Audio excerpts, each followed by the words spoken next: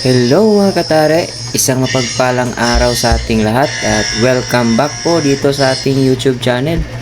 So for today's video po ay magbabaruta tayo ng garol. So meron po tayo ditong inihandang mga rough garol. Ito po ay babarutahin natin at ito po ang gagamitin natin sa pagbabaruta. Isa po itong C-Mart na cutting wheel or cutting disc. At syempre, bago po ang lahat, kung ikaw ay bago pa lang dito sa aming channel, ay huwag kalimutang mag-subscribe at i-click mo na rin ang notification bell para updated ka sa mga bagong videos na i-upload po namin. So ayan, maraming salamat po. So ang video na to ay para po sa mga baguhan pa lang na gumagawa ng tare at hindi pa marunong kung paano gawin ang magbaruta ng garol. So mga katare, para po sa inyo ito. So panoorin nyo pong maigi ang video na to para makuha nyo pong proseso kung paano magbaruta ng garol.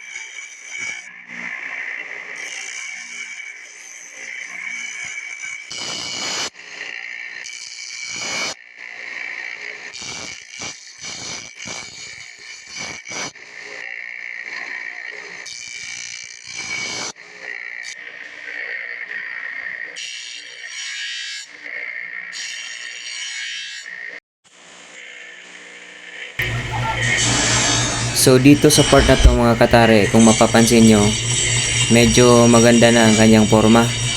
Pero hindi pa siya makinis. Kaya lilihain pa natin yan para mawala yung gaspang at kumintab at kuminis siya.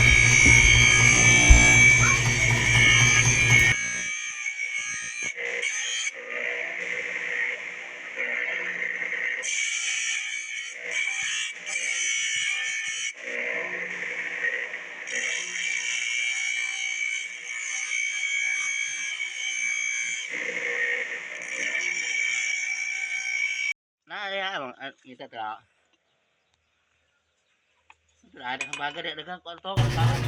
So dito naglagay tayo ng rugby para magdidikit tayo ng leha. So ang leha na gagamitin natin ay Great 150. Ito yung paunang leha na gagamitin natin. Tapos susundan natin ng 600. At ang panghuli ay 1,000 na. Biu. Tubakat cellphone to. Tawag. So ito po yung 150 grit na leha mga katare. Ito po yung unang gagamitin natin. Ya, labaw laki. Ang gamay kay bay pila ka percent ra. Laki 98%.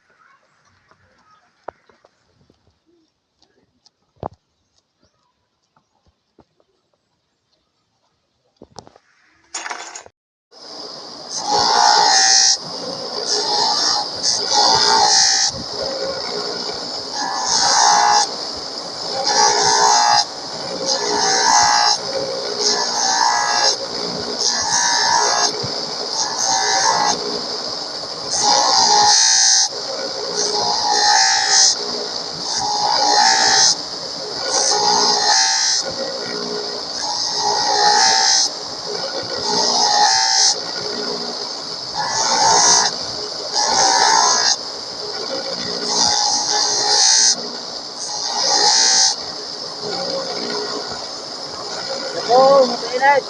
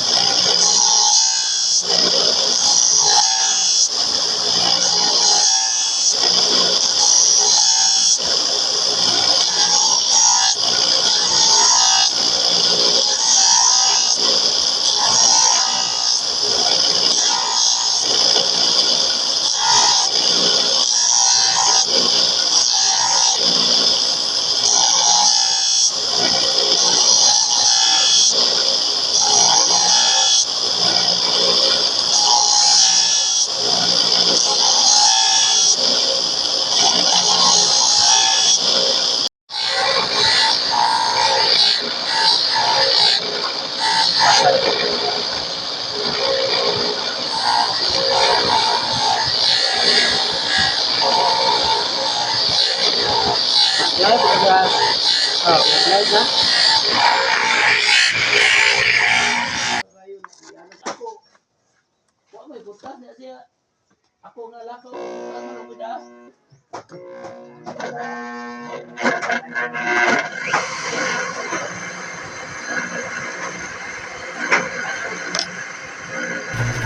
So yan mga katare, medyo makintab na itong ating garol. At ang susunod naman natin gawin ay bibiyakin natin itong puno or yung paglalagyan ng blade. So gagamitan natin ng cutting desk na manipis. So yan, panoorin nyo lang po mga katare.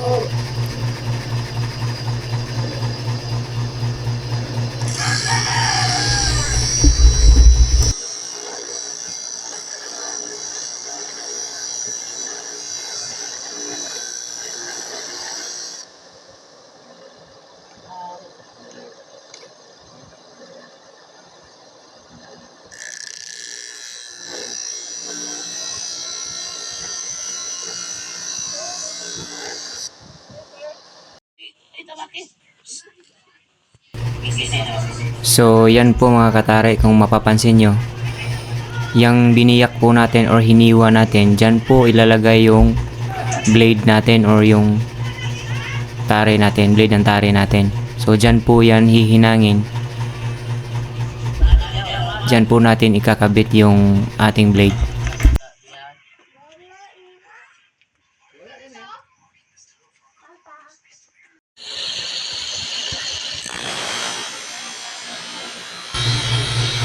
So sa part naman na to mga katare ay pinutol na natin yung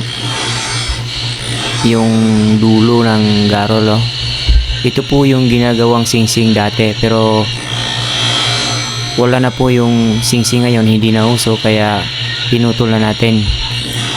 At dito naglagay tayo ng parang kanal or groove para mas lalong kumapit yung nagsusulda tayo.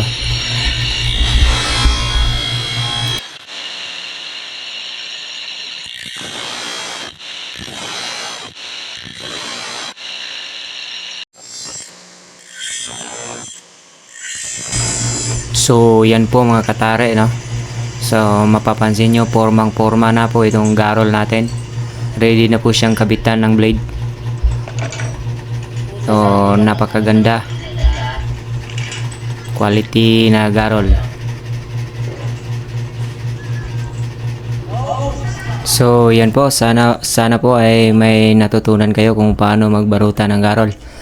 Lalong-lalo na po sa mga katare natin na baguhan pa lang na gumagawa ng tare. At yan, bago po natin tapusin ang video na to, sa mga bago pa lang po sa ating channel ay huwag kalimutang mag-subscribe at i-click mo na rin ang notification bell para updated po kayo sa mga bagong videos na i-upload po namin. Maraming salamat po.